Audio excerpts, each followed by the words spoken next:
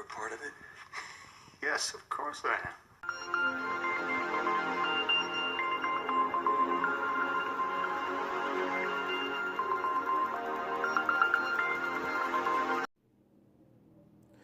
The tactics include total inundation of the target at home and wherever they may go, breaking and entering of their home, and physical harassment and intimidation. Electronic harassment is used during this phase with regard to email tampering, computer hacking, cell phone spoofing, and cyberbullying. More exotic forms of electronic harassment are covered as part of the attack phase, but may be present in any phase of this type of victimization. The stalking phase serves several important functions for the group perpetrating the operation to ensure that the target is totally enveloped in the operation with minimum chance of escape. It places the victim in the victim mind state of hopelessness, especially once the victim has been ignored by police agencies through which the victim has sought help. Don't go to the cops, y'all. Stalking is very difficult for police agencies to prosecute under normal circumstances.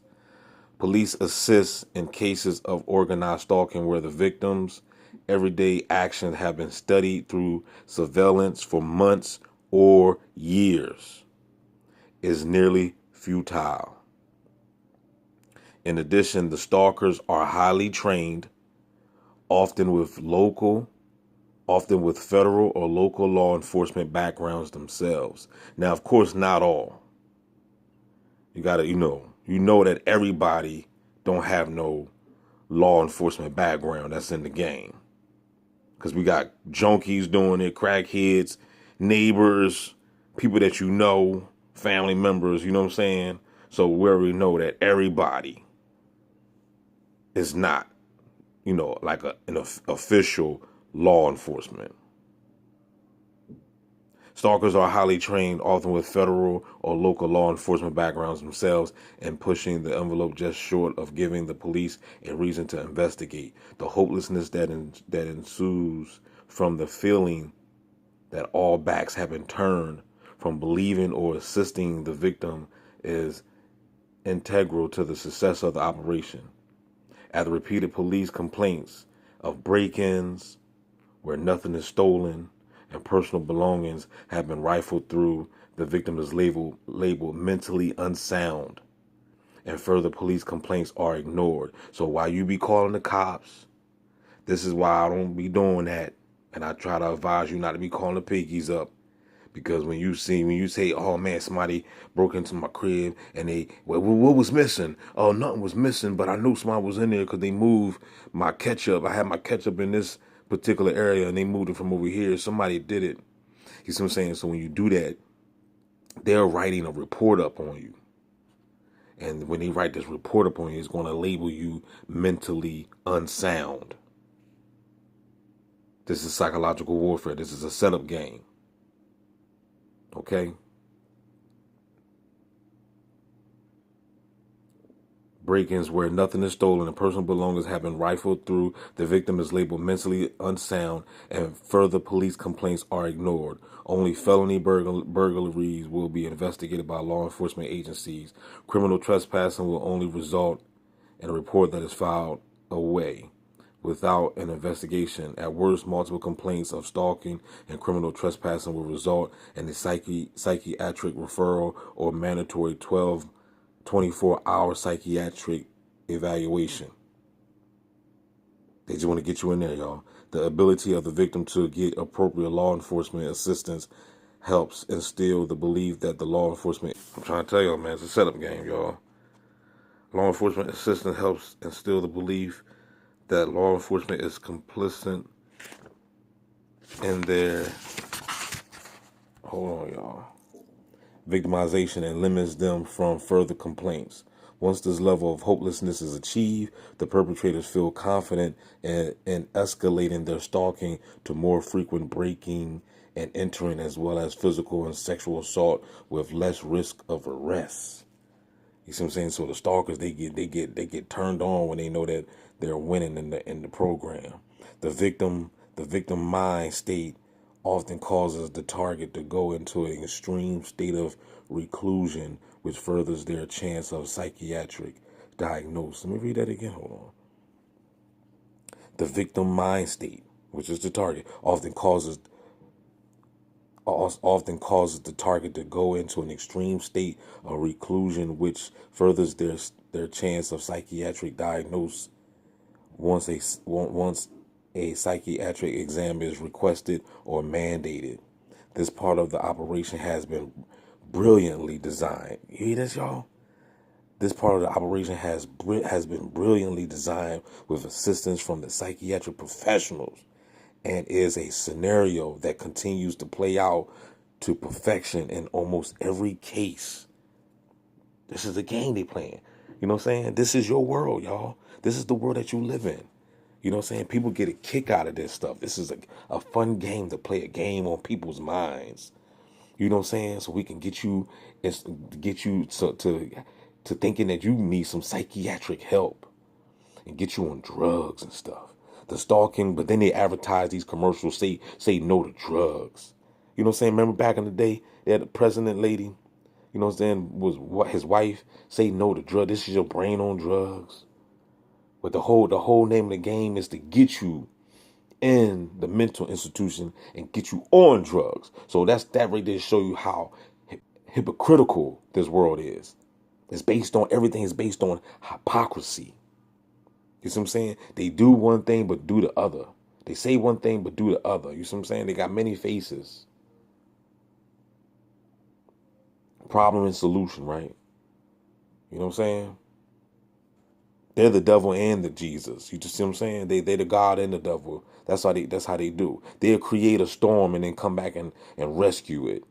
You know, that's why we got the FEMAs and all these PSYOP stuff. You know what I'm saying? To have you thinking that, it's all here to help you, and it's not. It's the same people running the game on you. This part of the operation has been brilliantly designed with assistance for psychiatric professionals, and is a scenario that continues to play out to perfection in almost every case. The stalking phase serves another purpose. The victim must be located through GPS in order for the constellation of other modalities to be used on them. This can be accomplished in several different ways. Stalking may be a way of performing consistent 24/7 GPS location through GPS enabled devices in the hands of the stalkers. But remember though, if they're tracking you, if they're using GPS and stuff like that, you can be out there with no cell phone and they can still track you. So we're tracking brain frequencies. You see what I'm saying? You're connected to the hive mind once again. Through GPS enabled devices in the hand of the stalkers.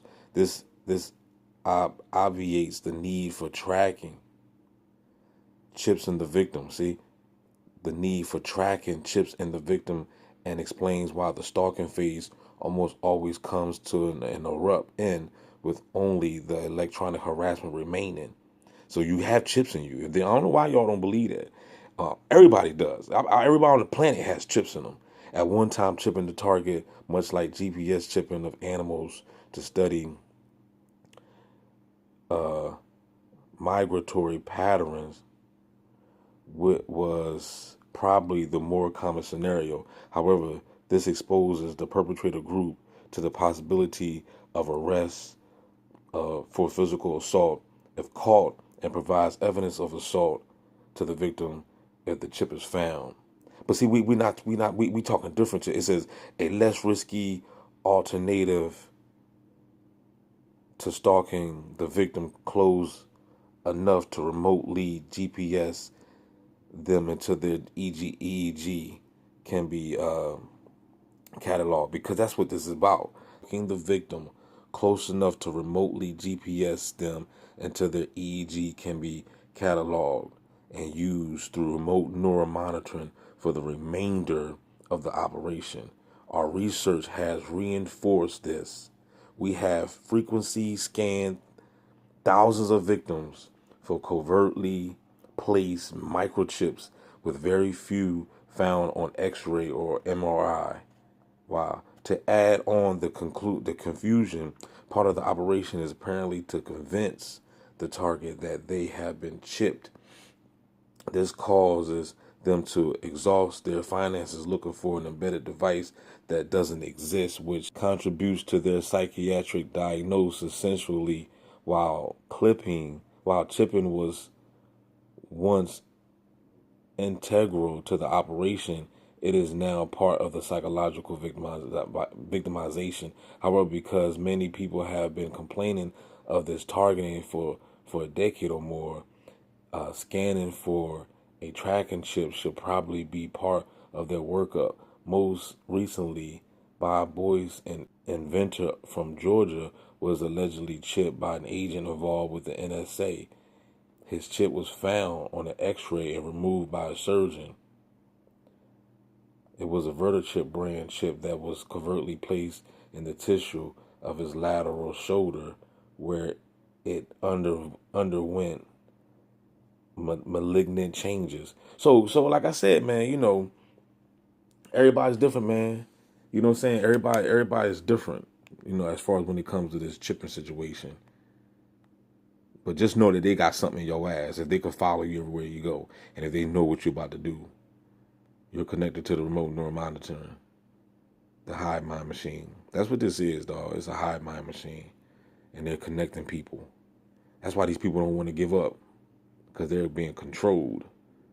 You see what I'm saying? I don't think they can give up.